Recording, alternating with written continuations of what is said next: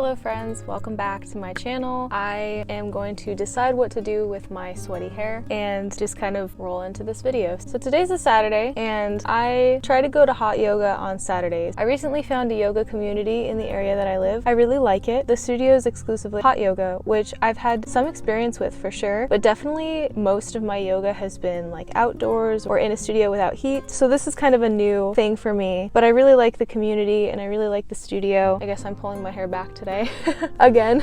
Anyways, I really try to go twice a week, including Saturday morning, which is today. It's been a long time since I've gone to a studio, and some of the major contributing factors to that are I had a period of time in my life where I was moving around a lot and I didn't know when I was going to move and I didn't know where. Sorry if you can hear cars in the background. I'm literally filming this in a parking lot. That's just my style, I think. So yeah, I never knew when or where I was going to move to, so I didn't want to get so invested in a community or a studio place, you know? And then also I had kind of a I'm not trying to be over dramatic, but I had somewhat of a traumatic experience with the yoga community. A series of events played out over time, and essentially I felt, I'm not saying this is exactly how it went down, I'm saying I felt and thought that I had been kicked out of the community as a scapegoat, basically. So if you guys want to hear that story, I will share it if there's enough interest or enough demand for it. I definitely think that there's some really great life lessons in there for especially young people. Sorry, this was not maybe the best idea, filming in a parking lot, because there's just cars coming and going. Anyway, like I said, I do think that there's some great life lessons, especially for young people. Hopefully people can learn from my mistakes, and there's definitely ways I could have acted better. It's not one of my brightest moments. I'm a little hesitant to tell the story because I made choices and decisions that really don't reflect my best character, and I held a lot of shame and guilt over my actions and how they affected other people for many years. And it actually kind of held me back a lot. And I think it was probably one of the main contributing factors to why I did not join a yoga community for years, years and years, because I was oh, this kind of community is way too intimate, and if I mess up, I'm going to hurt other people. As simple as that. So fair warning, I will share the story if people are really, really interested in it. There's a little bit of I'll try to be playful about it when I tell the story, but I also have a little bit of scarring. There's a little bit of a burn in the story. Oh man, just anyway. There's this nice smoothie place near the yoga studio, very conveniently located, and I have been getting a smoothie Saturday morning after my classes because I heard that hot yoga, it's so hot for an extended period of time that it can kill enzymes in your gut. So I've been trying to get smoothies with fruits and things with enzymes in it to help replenish the enzymes that have been killed off during my practice. But that's not why I'm making this video today. Today I'm making this video because I have been working on a project that is very important to me. I've been working on it for close over 6 months now, actually longer than 6 months, but dedicatedly 6 months worth of conscious effort has been going into this project. I thought I was going to be able to do it in 3 months, and it's been double that time. Go figure. That's how a lot of things kind of go. It always takes more time and energy and money than you think it does. It is so worth it. It is so worth it to me to work on this. I'm essentially doing double duty right now. I'm trying to post a video every single week on my YouTube channel, which so far I've been doing really well at, and I have also been editing and creating and publishing content for my special project, which I will reveal hopefully very soon because it is almost done. I've put so much effort into it. I'm really, really trying to make it nice, and I am not gonna lie, I am so exhausted, guys. I am so burnt out and exhausted. I wish I had the capital to pay somebody, even one person, to help me, because I do receive a little bit of help from friends or family once in a while if I'm out and I really need somebody to hold my tripod for me or something like that, when I'm filming something, or get a couple other shots of me. So every once in a while I do have wonderful friends and family that will be generous and help me a little bit, but I am doing essentially 98%, if not more, of all of this myself. I'm doing all of the content creation, the ideas, I'm doing all of the execution and practice, I'm doing all of the editing, all of the voiceovers, all of the publishing, all of the social media posting, everything. I'm doing it all myself, and it's exhausting. I don't recommend people do this kind of thing unless they really love it, because you have to love it. And I will be completely transparent. I have no sponsors sponsorships. I am making like no money from this at all.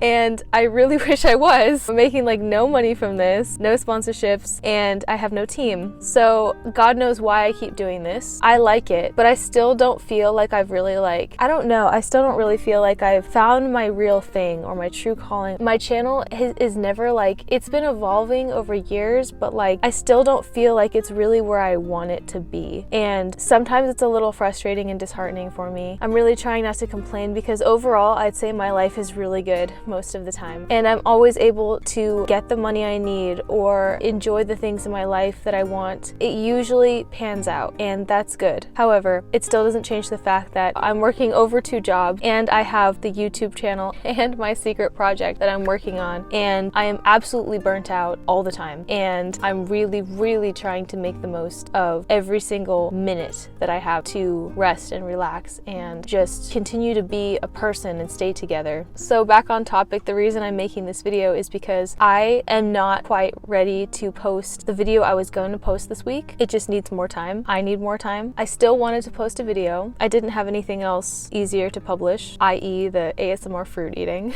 So I still wanted to share something with you this week, and I was racking my brain and thinking about what I wanted to share, and I actually wanted to read a passage from this book that I love. However, this book is actually at my boyfriend's house because I brought it there to read with him. So I don't have it with me, but I have another book that I really love, and I just wanted to share a passage with you guys and kind of leave you a positive note for this week. So this book is called 365 Science of Mind, A Year of Daily Wisdom from Ernest Holmes. Hopefully you can see this. This book was given to me by a friend and woman that I work for occasionally, but she's very generous, and she gave me a stack of books about mainly yoga or spirituality, and then she also handed me this one, and I love this one. And I love it because it's in a format where every day you just read a different passage, and if you're not religious, that's totally fine. You do not need to be religious to enjoy this book and to get something really amazing out of it. The only reason I say that is because each page begins with a theme, and then under it there is a quote from the Bible, and the paragraph under it is about the author Ernest Holmes, his thoughts and feelings from a spiritual lens, not a religious lens, a spiritual lens on taking that idea deeper. I love this book. Whenever I need some hope or faith or inspiration or just kind of like a spark in my spirit, I will try to read this book. And it's actually been a little bit since I've read it, but it's extremely powerful, and every time I read it, I am so thankful that I read a page. I'm actually going to read 2 pages to you because I'm noticing that this page and the one right after it kind of go together. So we're going to do that. Also, just a quick side note before I start, I have always wanted to do a reading video on my channel. I've always wanted to read passages or read sections of a book at a time, have it be like a series, and share that on YouTube. I had that idea years ago, and I really just wanted to do it. So, okay, here we go. I accept my good. And the quote is, "Go thy way, eat thy bread with joy, and drink thy wine with a merry heart.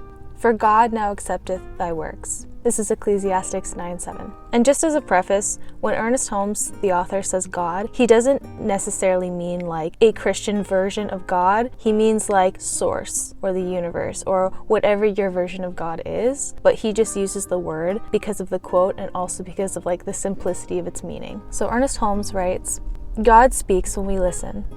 God is there when we open the door. And when we listen, there is a response from something greater than ourselves that is the infinite person, the limitless possibility.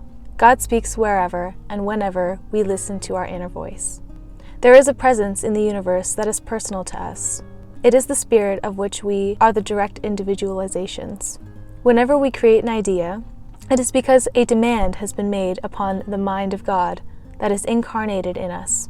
We mentally measure out what we shall receive in terms of limitations of our previous experiences. But little by little, we see that we can grow, and experience adds to experience until we accumulate an even greater possibility. Each one of us is a direct inlet and direct outlet to God. This infinite personalness residing within us is never limited or separated from us except by a degree of our own ignorance. Our inner voice is always instantly available to guide and direct us through the vicissitudes of living. I listen with complete faith and trust to the voice of love guiding me today. I accept the abundant good that flows easily and freely to me. In return, I am loving and generous to all others, knowing that we are joined in spirit. My whole mind is open to the divine influx of joy, love, wisdom, and guidance. My life prospers.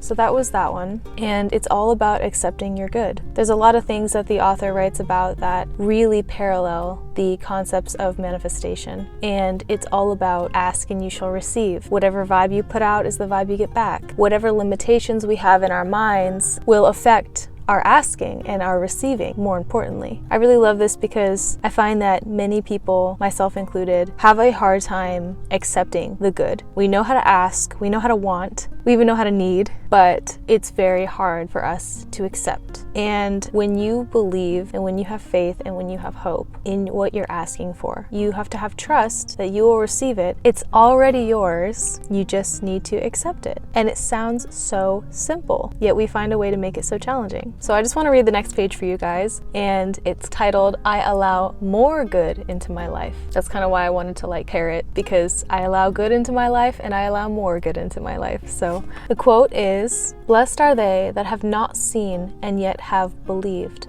John 20:29. It's believing you're going to receive it before you've actually seen the manifested evidence of it. Holmes writes, there is one ultimate thinker, yet this thinker thinks through us all. This is why our thoughts are creative. The universal mind is incarnated in everyone. Every person has access to it. Every person uses it, either in ignorance or in conscious knowledge. The mind of each one of us is the mind of God, functioning at the level of our perception of life. Consciously using it, we bring into our experience today something we did not appear to have yesterday: a better environment, a happier circumstance, more love, more joy. In such degree as I know that the God in you is the God that is in me, I cannot seek to do you ill. It would be unthinkable, because all that I could do would be to hurt myself. When all of the nations of the world see God incarnated in one another, then we no longer have use for weapons.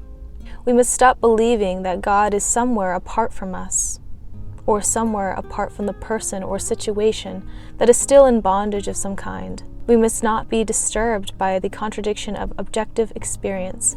Rather, we need to know that the truth of God's ever-present activity in our life is superior to the condition that we want to have changed.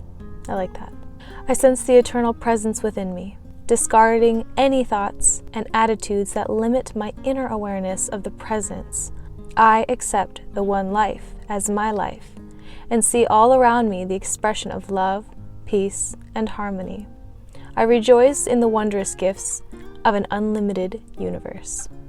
So, once again, that's 365 Science of Mind, A Year of Daily Wisdom from Ernest Holmes. I love this book because it's only a paragraph, a page, yet every sentence is clearly thought out, and it is thought-provoking and spirit-igniting, and it gives you something to really ponder and to really feel grateful for. I always feel so much gratitude and this glowing joy within me whenever I read this book. So I just really wanted to share that with you guys today. I wanted to share a positive message, give you something wonderful to take with you today and throughout the rest of your week. I think it's so fun to narrate or read books. I really enjoy doing it, so if you guys like it, definitely let me know because I will happily do more. Alrighty, that's it for today. I hope you guys have a wonderful rest of your day. Thank you so much for watching. Definitely feel free to subscribe if you're not subscribed, and I will see you next week, hopefully with my yoga video that I've been working on to share with you guys. Namaste.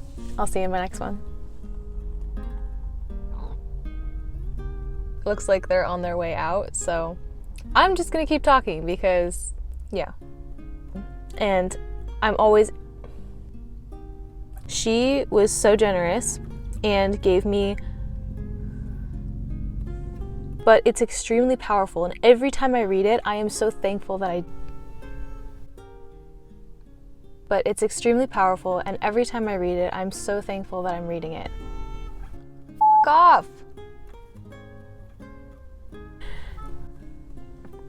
If that f***ing person would ever stop honking their horn.